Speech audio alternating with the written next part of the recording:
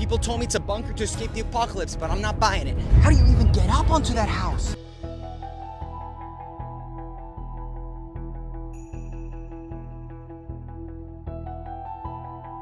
From the subterranean homes of Coober Pedy in Australia to the icy confines of Siberia's Yakutsk, these residences are as unique as the stories behind them.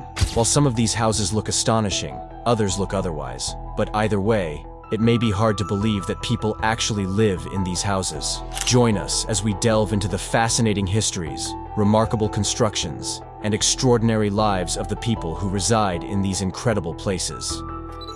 The Katsky Pillar, Georgia's mysterious sky-high church.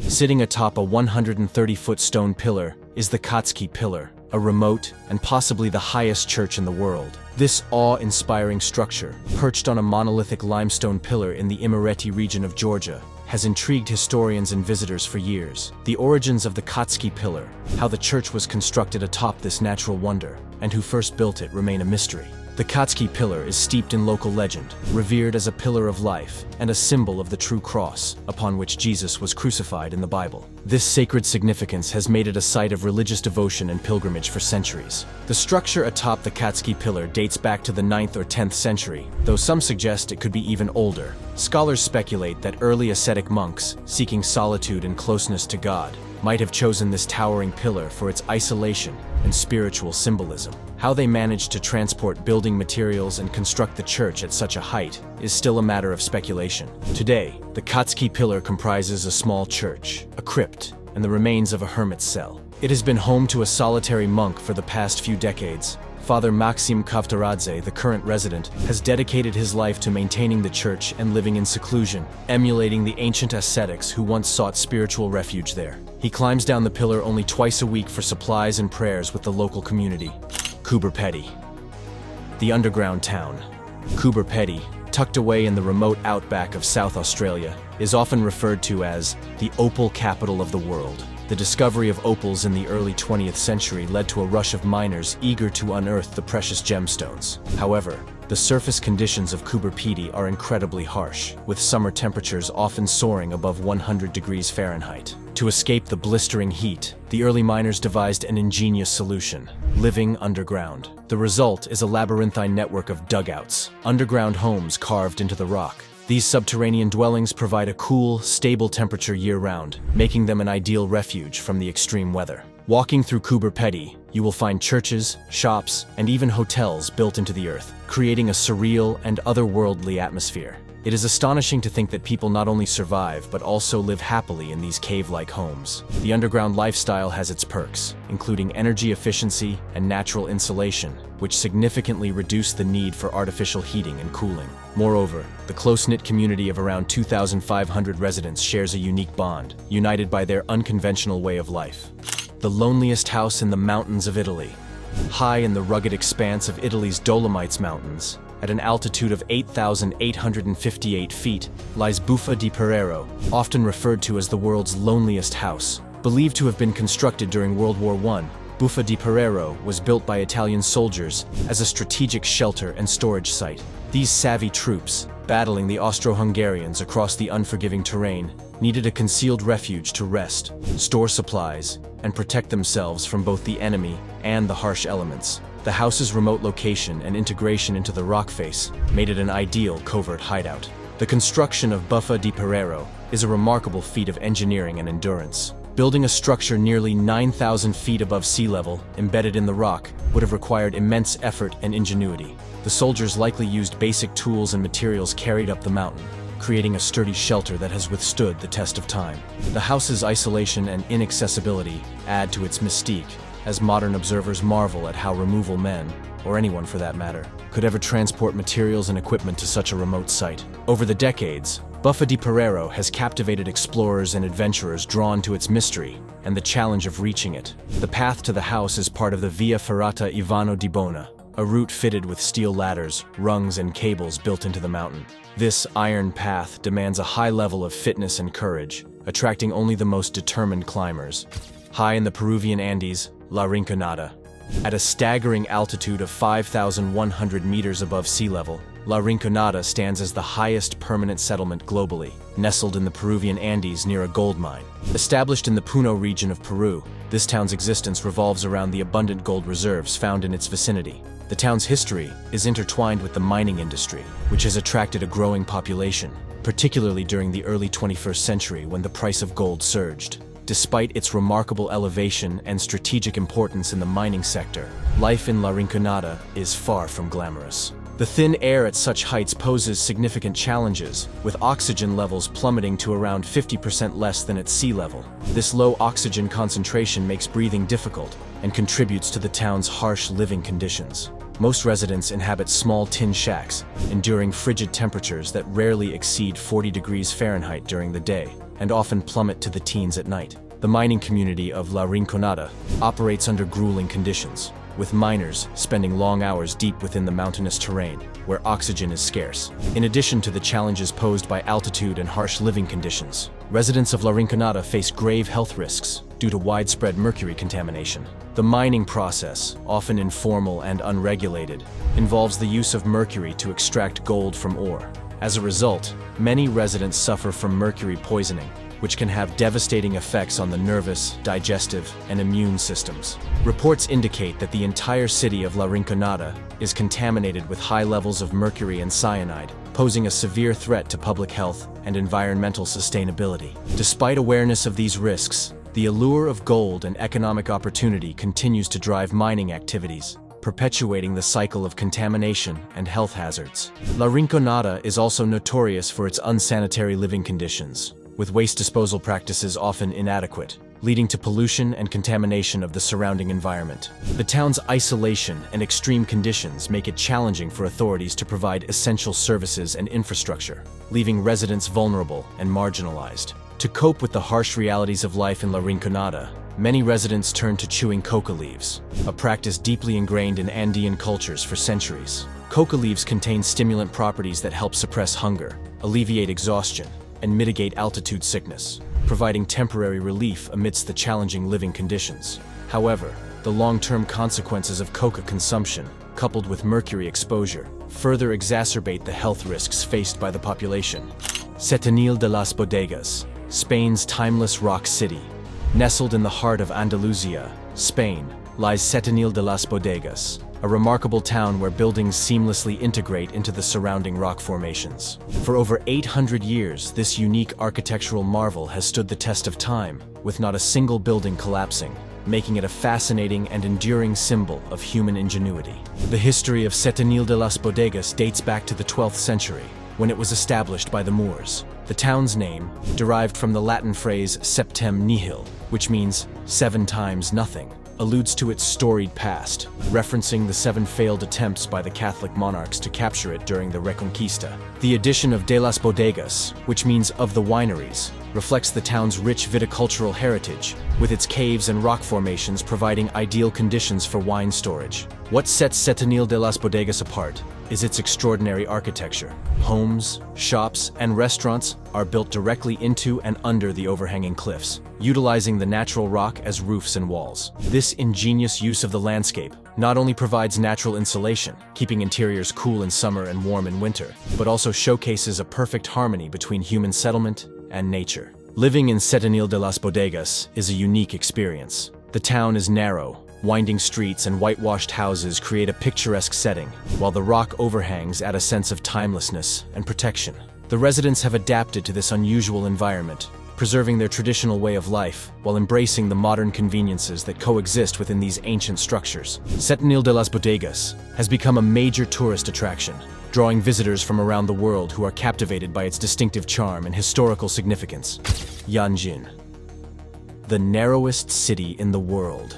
The history of Yanjin dates back centuries, when it served as a mountain trading hub. Its strategic location along the Yangtze River made it an essential point for trade and commerce. Over time, as the city grew, the rugged terrain and narrow riverbanks dictated its distinctive elongated shape. Buildings and infrastructure were developed along the narrow strips of land on each side of the river, leading to a unique urban layout with only 2 main streets running parallel to the waterway. Today, Yanjin holds the unique distinction of being the narrowest city in the world. In some places, it is just 30 meters wide, Despite this remarkable constraint, Yanjin is home to around 400,000 residents, who have unbelievably adapted to the city's limited space and transformed it into a bustling metropolis. The city's residents have made the most of their constrained environment, with buildings often rising vertically to accommodate the population. The architecture is characterized by multi-story structures that maximize the available space, while narrow streets and alleys are lined with shops, homes, and bustling markets. This vertical expansion has allowed Yanjin to support a dense population despite its narrow confines. Yanjin's stunning geography and unusual cityscape have recently captured the attention of Chinese social media users, propelling the city into the spotlight. Capitalizing on this popularity, Yanjin hopes to attract more tourists eager to experience its distinctive charm and breathtaking views of the Yangtze River. Rio's favela houses.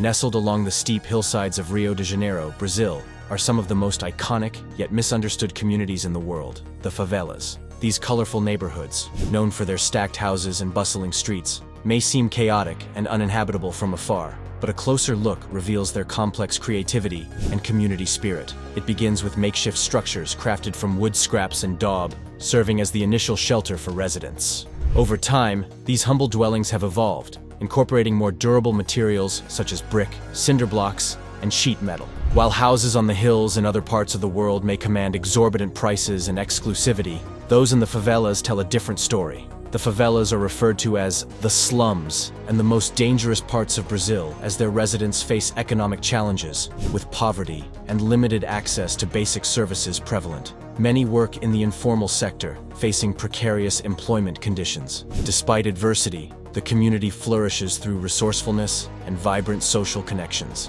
Families navigate narrow alleyways and steep staircases, sharing communal spaces and forming tight-knit bonds with their neighbors. Shibam Hadramaut, Yemen's ancient skyscrapers.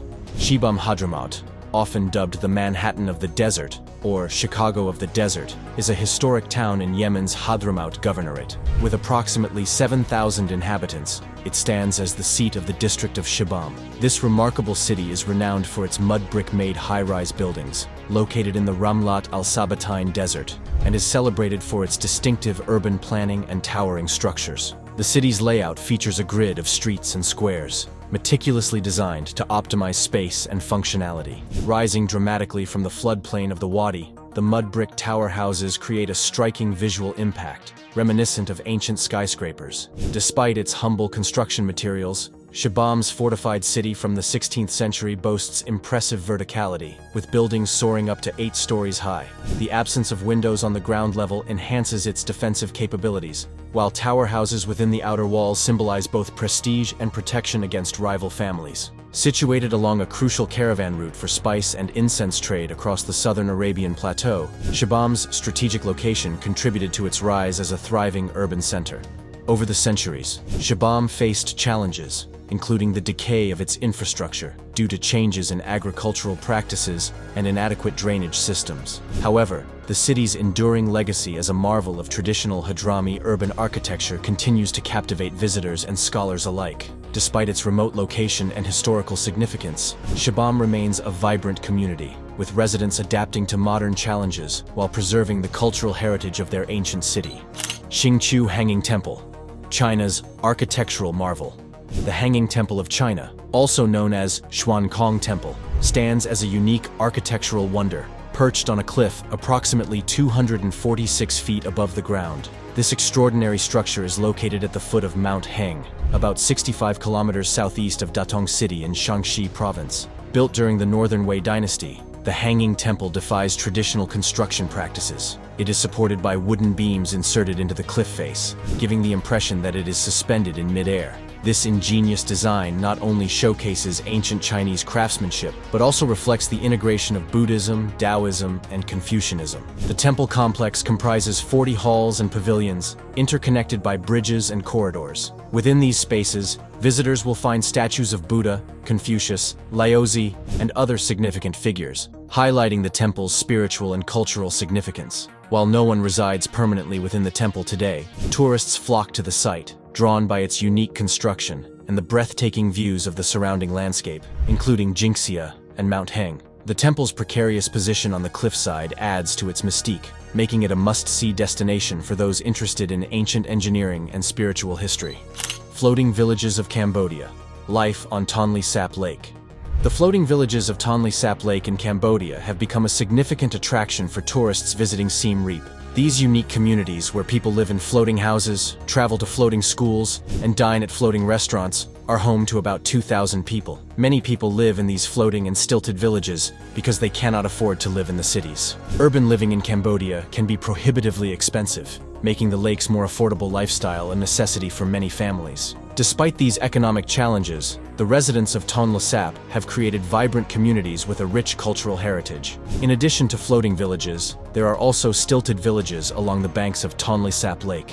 Here, houses are built on tall stilts to stay above the floodwaters during the wet season. Giant ladders are used to access the homes during the dry season when the water recedes. This architectural adaptation helps the residents maintain their homes year-round, despite the extreme water level fluctuations. Life in these floating villages revolves around the lake. Residents engage in fishing and aquaculture, which are vital to their economy and sustenance. The floating houses are typically made of wood and bamboo, materials that are both buoyant and readily available.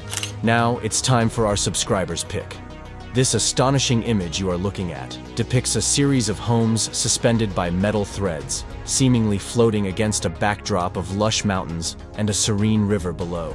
This surreal architectural feat has taken the internet by storm, captivating viewers with its improbable and gravity-defying design. It may be hard to believe, but people actually live in these houses. Despite the widespread fascination, the exact location and origins of these suspended homes remain a mystery. The image has sparked countless debates and theories online, with some speculating that it could be an art installation or an experimental housing project in a remote part of the world. Another theory suggests that these houses could be part of a unique solution to overcrowding in dense urban areas, leveraging vertical space in a novel way. Well, what can we say? If people could live in the floating villages of Cambodia, then nothing is impossible. But what do you think of this place? Can you live here as well? Share your thoughts with us in the comments section. Yakutsk. Surviving the coldest place on Earth.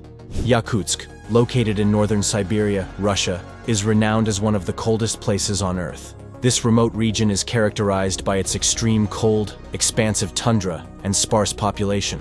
Winters in Yakutsk are long and brutally cold, with temperatures often plummeting to -50 degrees Celsius or lower. Despite these harsh conditions, it is surprisingly interesting that about 300,000 people call Yakutsk home. The city is built on permafrost, a layer of permanently frozen ground, which presents unique challenges for construction. Buildings are elevated on stilts to prevent the heat from the structures from melting the permafrost, which could cause them to sink. This engineering feat allows for stable living conditions in an otherwise unstable environment. The people of Yakutsk have developed a lifestyle suited to the extreme cold. In fact, they boast about how excited they are to live there. Traditional clothing made from reindeer and rabbit fur provides essential insulation against the frigid temperatures. Their diet is also rich in protein and fat, with fish, reindeer, and horse meat being staples. These foods provide the necessary calories to endure the cold and maintain energy levels. Transportation is another crucial aspect of life in Yakutsk. During the winter, roads become impassable due to heavy snowfall and ice. Instead, people rely on ice roads, rivers and lakes that freeze solid, to travel and transport goods. This seasonal adaptation is critical for maintaining connectivity and supplies. Tourists are drawn to Yakutsk for its extreme climate and the chance to witness the northern lights. Adventurous activities such as dog sledding and ice fishing provide a glimpse into the daily lives of the locals. The breathtaking Arctic landscape, with its pristine beauty and unique wildlife, also adds to the allure of this remote city. The tunnels of Bucharest. Life beneath the city. Under the bustling streets of Bucharest, Romania's capital, lies a hidden world where hundreds of people make their homes in the city's sewer system. This underground community is composed of both adults and children. The reasons for this subterranean existence are deeply rooted in the country's social and economic challenges. The inhabitants of Bucharest's tunnels are often individuals who have fallen through the cracks of society. Many are victims of Romania's troubled past, including those who were abandoned or orphaned during the Ceausescu regime. After the fall of communism, the country experienced significant economic turmoil, leading to increased poverty and homelessness. With no place to go, many turned to the tunnels for shelter. Life in the tunnels is harsh and unforgiving. These dark, damp, and cramped spaces offer little in terms of comfort or safety.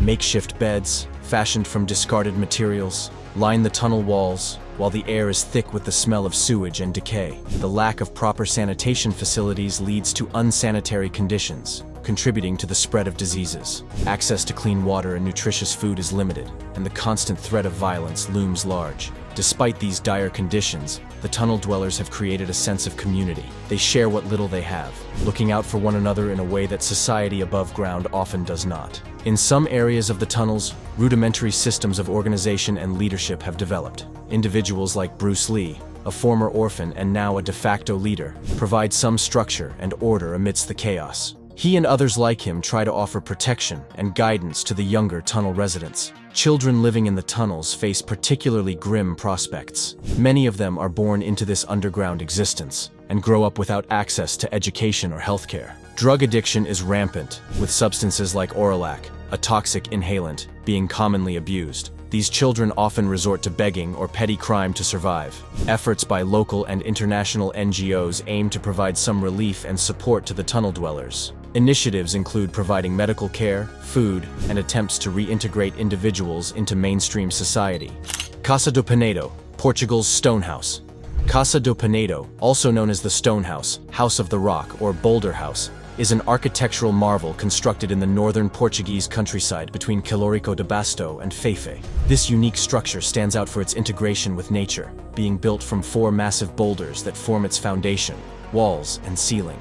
Located between the Marão mountain range, Senhora da Graça, and the mountains of Sameiro and Penha, Casa do Penedo sits at the intersection of the parishes of Várzea Cova and Moreira do Rei in the Serras de Fafe region. The construction of Casa do Penedo began in 1972 and took about 2 years to complete, finishing in 1974.